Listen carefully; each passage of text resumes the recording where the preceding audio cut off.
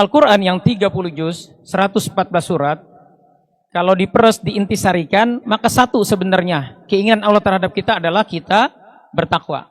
Dan Allah sudah menjelaskan dalam surat Ali Imran ayat 133 sampai dengan 135, ada 4 karakter, 4 tanda orang yang bertakwa. Ketika kita ingin Ramadan kali ini sukses, maka 4 ini harus ada di diri kita. Yang pertama, alladzina yunfiquna fis-sarra'i wad-dharra, yang mau berinfak, berbagi di kala lapang maupun sempit, di tanggal muda maupun tanggal tua. Jadi pastikan karakter ini ada kita di bulan Ramadan.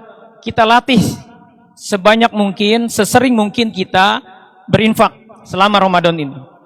Karena orang ya yang sering berinfak, dia akan dapat gelar takwa, dan ini sarana tazkiyah, sarana untuk menghilangkan belenggu syaitan di dalam diri kita adalah dengan kita sering berinfak. Orang yang berinfak itu pasti disenangi oleh makhluk-makhluk Allah. Kita akan senang dengan rekan kerja yang senang berbagi, yang senang menolong itu, enggak bakhil, enggak pelit orangnya, mau berkontribusi gitu. Ini syarat pertama kata Allah. Jadi kita latih di Ramadan ini untuk kita perbanyak berinfak. Jadi dapat THR jangan habis buat kepentingan lebaran, sisihkan untuk apa? Untuk kita perbanyak berinfak, karena hadiahnya surga seluas langit dan bumi.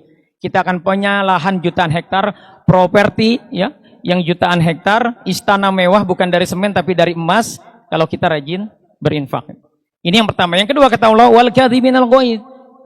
Orang bertakwa itu tidak pemarah, dia harus mampu menahan marah, mampu mengendalikan emosinya, enggak galak. Ya. Enggak baperan, enggak gampang tersinggung gitu. Ya. Nah, kita ujiannya kalau banyak kelebihannya punya rasa ujub. Nah, orang-orang yang punya rasa ujub itu gampang tersinggung, gampang marah gitu. Karena dia merasa dialah yang paling keren gitu. Ketika sesuatu tidak sesuai ekspektasinya, dia akan kecewa. Ya. Jadi evaluasi kita. Ada gak rasa itu? Kalau kita bingung, Pak, kayaknya saya orangnya baik hati, tidak sombong, rajin menabung gitu, tanya sama pasangan kita ya. Ya, ibu-ibu tanya sama suaminya, apa yang harus saya perbaiki? Kalau ada satu kalimat ini, bapak pemarah, ya, kita dianggapnya pemarah, baperan, kalau ngomong suka nyelekit, gampang tersinggung, waspadalah, kita akan terhalang masuk surga. Yang ketiga, ini lebih berat lagi nih, wal afina 'anin nas, mau ya memaafkan kesalahan orang lain. Jadi kata Allah, kalau mau masuk surga jangan pendendam. Jadi harus mau memaafkan kesalahan orang lain.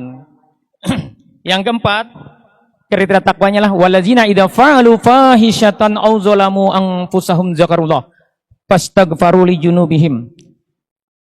Jadi kalau bikin dosa, kita diminta sama Allah segera ingat Allah, segera mohon ampun. Kalau perlu Pak, segera sholat taubat. Kalau kita senantiasa tergelincir, akhirnya maksiat, bikin dosa, maka kalau kita sholat taubat, kata para ulama, kita akan senantiasa dalam kasih sayang Allah. Jadi 4 hal ini Pak, yang harus kita lakukan di Ramadan ini, kita latih agar kita pertama senang berbagi, senang berinfak. Yang kedua, tidak mudah marah, nggak gampang tersinggung, dilatih.